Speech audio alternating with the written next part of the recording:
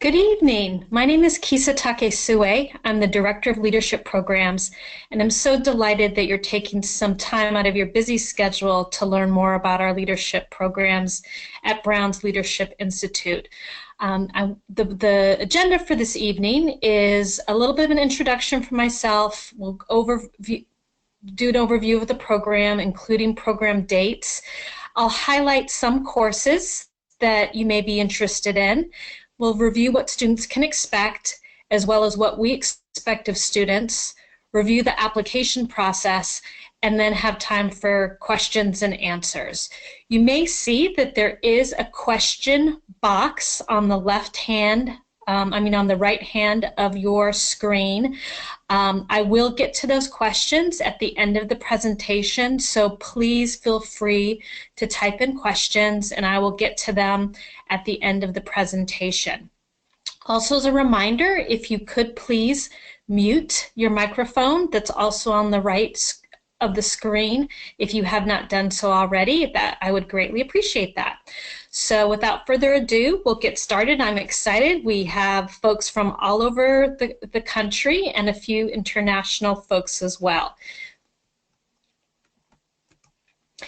So what makes this program unique in pre-college offerings is a few things. And one of the things is our commitment to exploring socially responsible leadership.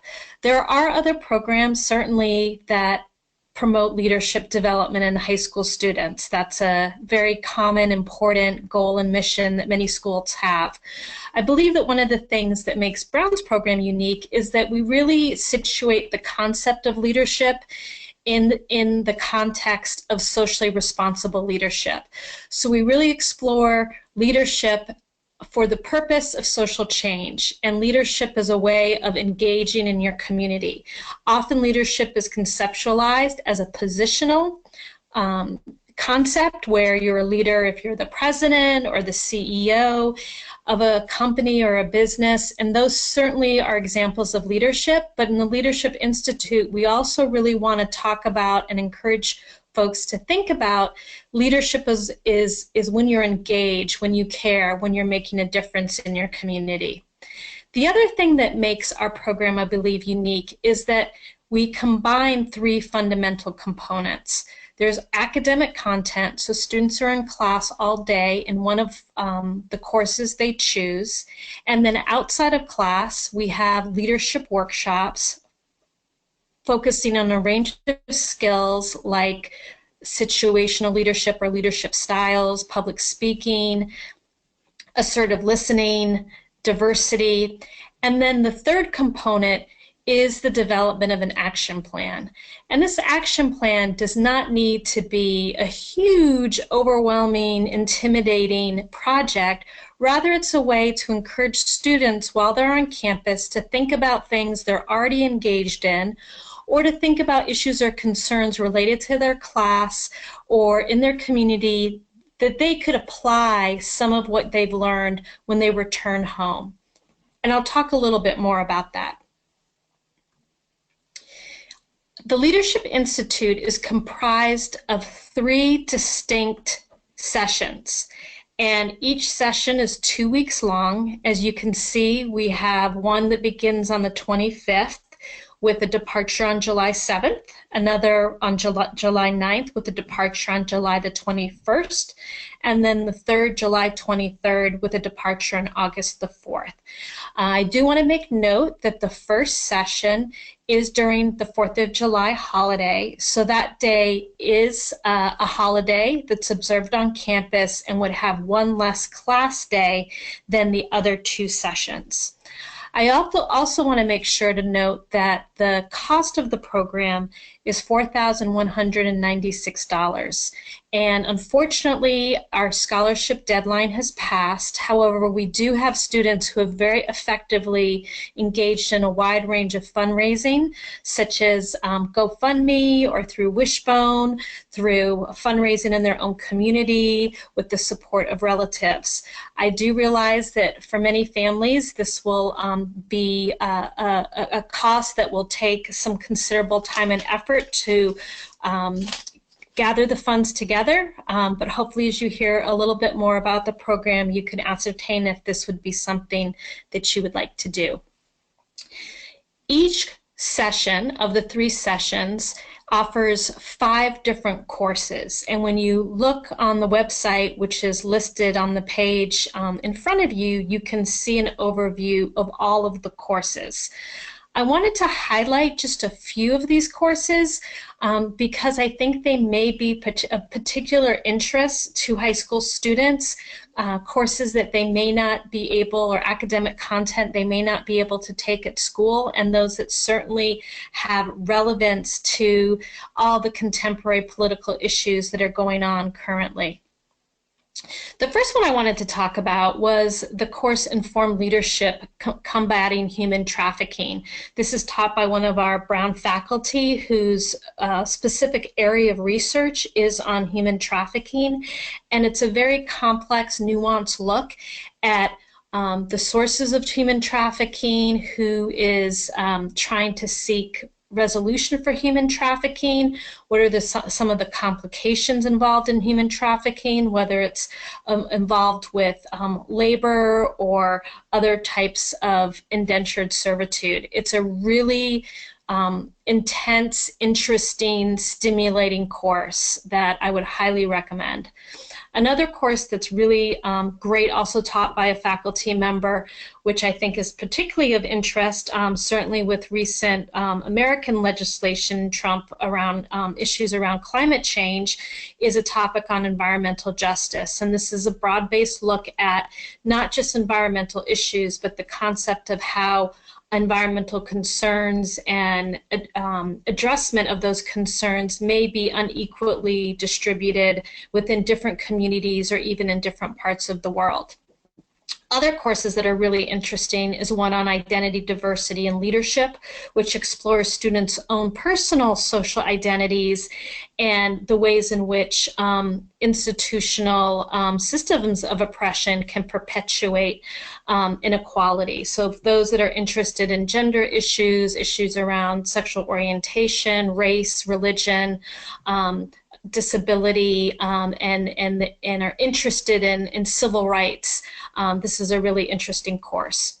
Global development will explore just what is development, the U.S.'s role in development, the different complicated views on is development always good, what is humanitarian aid, what are the benefits and sometimes challenges when aid is offered to a country, how can that promote or inhibit growth and development in different ways. So again, a very nuanced, sophisticated look at a topic that's quite complex. Women in Leadership is a really popular course, in exploring issues of gender and equality and empowerment. And then the final class that's new, which I think is going to be really great, again, considering the contemporary issues going on, is one called Histories and Possible Futures on Immigration Policy. So this will explore the concepts of travel bans, about building a wall, around how does a nation decide what its borders are and who's allowed or not allowed to come, and looking at the historical overview too of how that has changed, shifted, or remained the same within our country's history. So those are a few courses. We have many more, and please take time to review those. We're certainly happy to answer additional questions that you might have about those courses. A typical day in the Leadership Institute is quite busy, so we have a lot to accomplish, and we have a very immersive, intense experience. So a typical day would begin with breakfast. For any parents out there, it's not mandatory, but we encourage students to eat breakfast. Class is then in the morning, and then we have a break for lunch. Then class resumes in the afternoon with another short break. And then on some days, not all days, we do have leadership workshops on the topics that I described earlier, such as diversity, leadership styles. We also go on a challenge course or a low ropes course for a day to practice team building, group problem solving, and have a chance for students to apply their effective listening and to explore their leadership styles. In the late afternoon is free time for homework or other extracurricular activities that are going on campus, followed by dinner at the Brown Dining Hall, and then free time for homework and activities with curfew at 11 o'clock. Our students all live together in the same residence hall, which creates a really wonderful living and learning community. So you'll be, even though you may not have everyone in your class because there are 4 other classes, you'll get to know the students from the 4 other classes, which is really nice. So in terms of student expectations, what we can provide to you and what you can expect from us is certainly fascinating course material and instructors. The conversations in class are very stimulating. We kind of almost have a goal that one should leave the Leadership Institute with more questions about course content than answers, because when we look at wicked problems, complex issues, social issues in the global context, they're very rarely easy solutions, very rarely are black and white answers, but instead very complicated dynamics in which students will gain appreciation for that complexity and engage in critical thinking and analysis. One of the things that students really enjoy is being around other peers that are not only motivated but also engaged and caring about the world. Some of you are lucky to be in schools or with schoolmates who also are very concerned about what's going on in the world and engaged in their communities and their schools. But some students feel quite isolated in their community school and maybe feel like they're the only one that raises their hand about a social issue, and suddenly they're around other students who similarly are engaged, and that is just so affirming. And connected to that, it's really important to us that we do our best to create an inclusive, supportive community.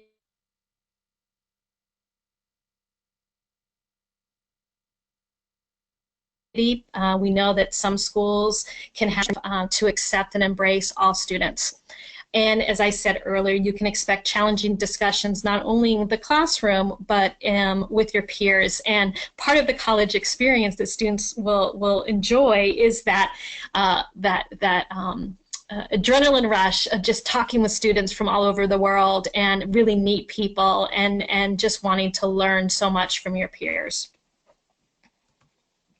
In terms of our expectations from students, we do expect social and academic engagement. We expect students to want to be at the program and to have a positive attitude and open to learning and new perspectives, that we'll have respectful students that take care of themselves, whether that be through time management around sleep and self-care, that they have respect for the community they're part of and for the place, whether it be the residence halls or Brown and Providence as a community.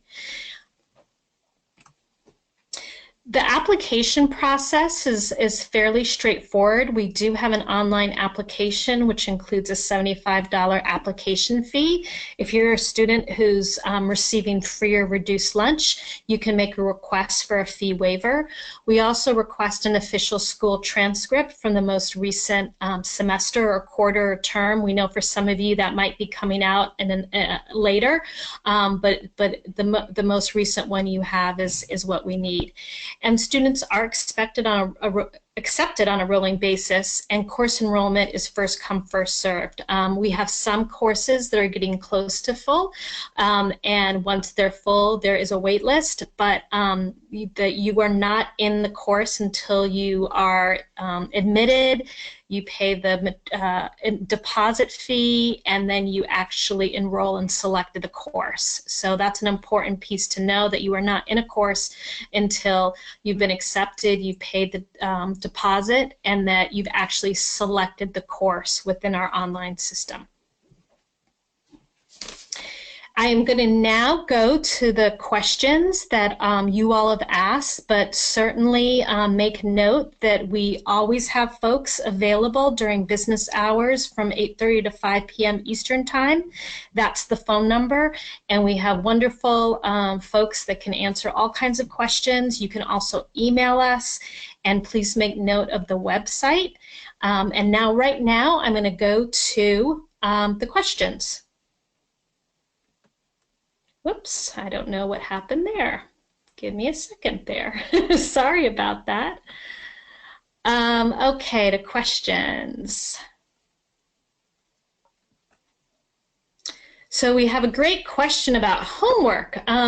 So we do have about maybe 1 to 2 hours of homework a day. Most of it is often reading.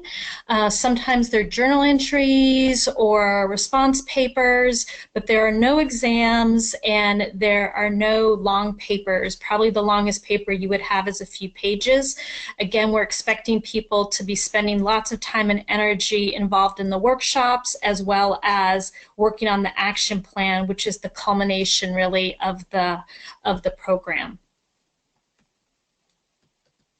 Okay, I'm looking at more questions. So yes, the students are supervised by resident advisors. Within the residence hall, we'll have undergraduate college students living with the students, and they provide support around community building and then supervision, enforcing curfew and things like that. We also have a graduate student who is getting their master's in student affairs, and that person also is within the residence hall providing support. Next question is about the deadline for financial aid. Unfortunately, that has passed. I'm really sorry about that.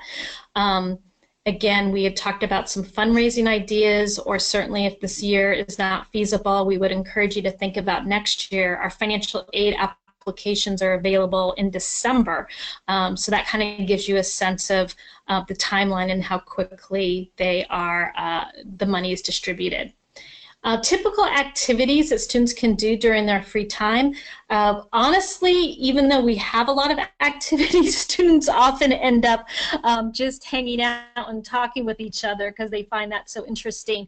But we do have a range of activities, which includes everything from workshops on different college preparation tips, time management, speaking to professors. We have social activities like frisbee or ballroom dance or salsa. There are workshops on different issues, social issues or identity exploration. We also have what we call sort of a student organization meetings, where students can kind of sign up to kind of simulate what it would be like to be on college, and you can join the international club or the Quidditch club or the Black Student Association, or a range of organizations that mimic what you might see at a college. So those are some of the things. Generally speaking, in terms of what we're looking for with grades, is A's and maybe a few B's. If one has lower grades but has an essay that can speak to those grades or talk about why and what ways they can contribute, or perhaps have some explanation for those lower grades, certainly apply. And that's something else you could also call our phone number to get more advice about whether or not you might be a viable candidate. We have a question about students going off campus on their own, and they are able to go off campus. Again, they need to be back by curfew. Most of the Brown campus is kind of in a residential area, and there's a strip called Thayer Street where there's some shopping and food, but students do have the ability to go off campus, so the program does assume responsibility and maturity, and that parents and students are speaking with one another about expectations.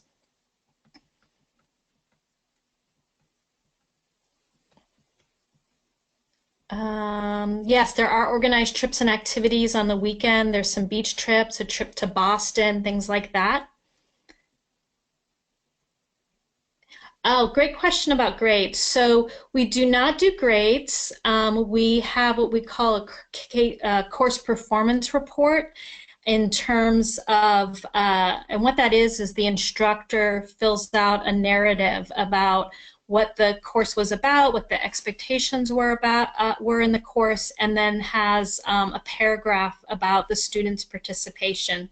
So how they did, if they participated, their attitude, the quality of their work, and that is sent to the student so they can have that. And then if they complete the course successfully, they receive a certificate of completion. Someone's asked me for the last page again, so I'm just going to scroll over here to get to that so people, whoops, there, I did that again. Sorry about that.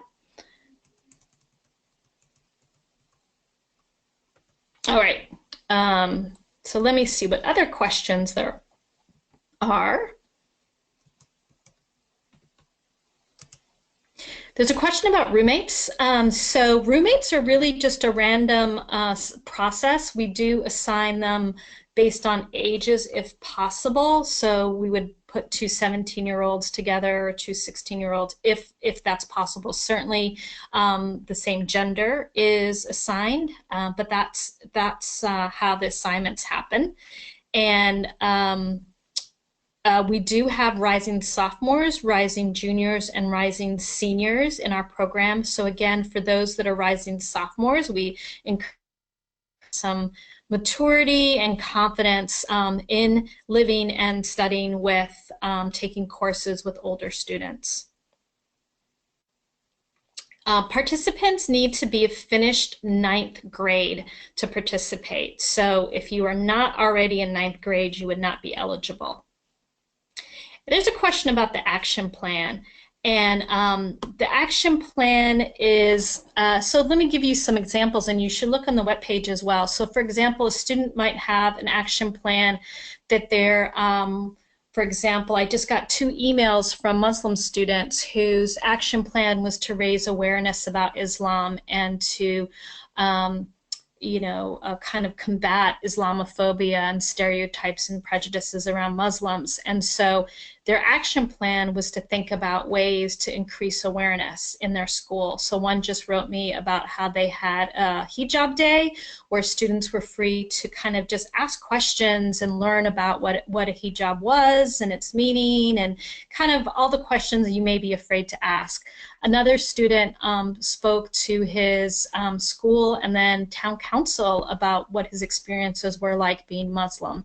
So those are 2 examples. Other students, for example, might already be involved in their recycling club or their environmental club, but want to kind of take it up a notch, or maybe have had more ideas from their environmental justice course that rather than just focus on recycling, perhaps they want to think about, well, where does recycling waste go to? What are the communities that have recycling or don't have recycling? So you don't need to necessarily start something new. It could be just excitement and motivation to get more engaged and involved in something you're already doing.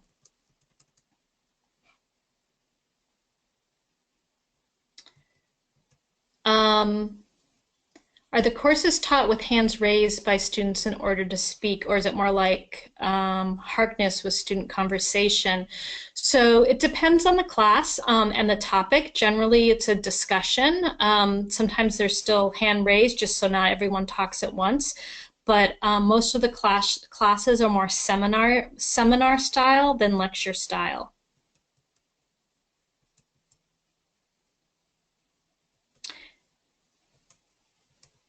Okay, so wow, there's a lot of questions. The dorms are not separated by male and female. The floors are, and the fee includes the course, 3 meals a day, and housing.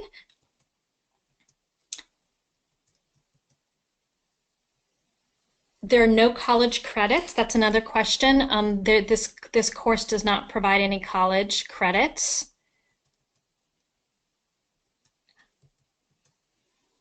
Oh, there's a great question about the student composition.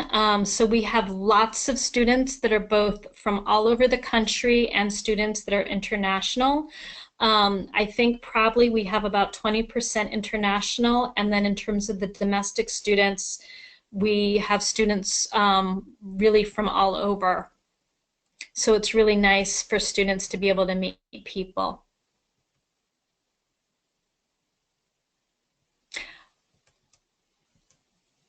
In terms of the access or replay of the webinar, everyone that's on this who registered will receive a recorded version of this webinar. The class size ranges, so generally the capacity is 25 students, and it could be as low as 10, so it really just depends on the class. We have a question about textbooks. Each class does have some reading, but it's done in different ways based on the instructor. So for some courses, they have it on an online system called Canvas, where the readings are online. Some courses have a course pack, and then some courses have books. So if you have more specific questions about that, you can contact us with the specific course. We have a question about the website and the Women in Leadership. The Women in Leadership course is offered twice, but I just highlighted the third session in which it is offered. So the calendar did not change, but Women in Leadership is offered 2 different times. And no, there are 5 courses in each session being offered, not just 2. I just chose to highlight 2 for the sake of time.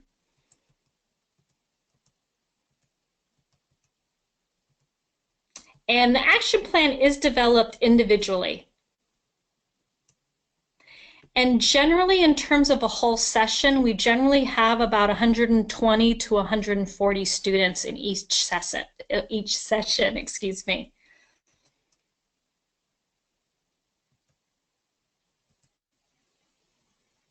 The classes are primarily taught either by Brown professors or Brown alum. We do have a few high school teachers who participated in a professional training program through our Watson's Institute, which is our Institute for International Affairs, and they're master teachers.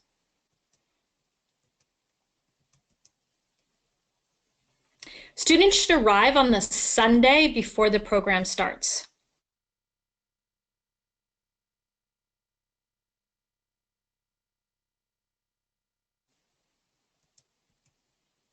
Interaction with college students, and so of course you'll have tons of interaction with the RAs on campus, and the students really enjoy getting to know the RAs, and the RAs are also college students that enjoy working with high school students.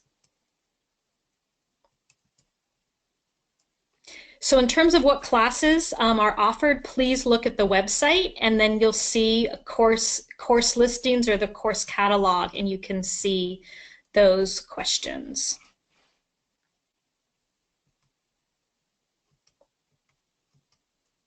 So let's see, I know I'm not getting to every single question. Let me see if I can find a few more that some of you have had the same questions.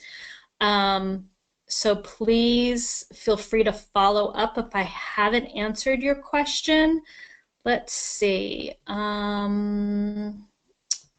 I believe someone has asked about the Yale Young Global Scholars Program, and I don't know anything about that program, so I'm sorry. Of course, I bias, and I think the Brown one's better, but I'm sure the Yale program is wonderful as well. Let's see. Okay. In terms of classes are the most rigorous, again, I don't think there's a big difference in the rigor. And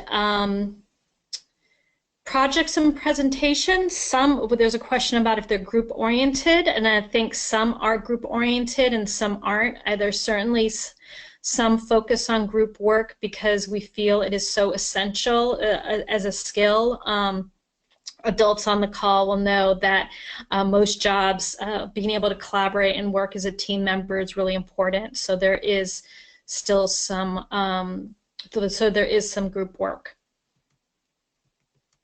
So I think to respect folks' time, I'm going to go ahead and sign off. But again, please follow up with this after this call with an email to to us at summer@brown.edu if I did not answer your question, and I'll be happy to follow up.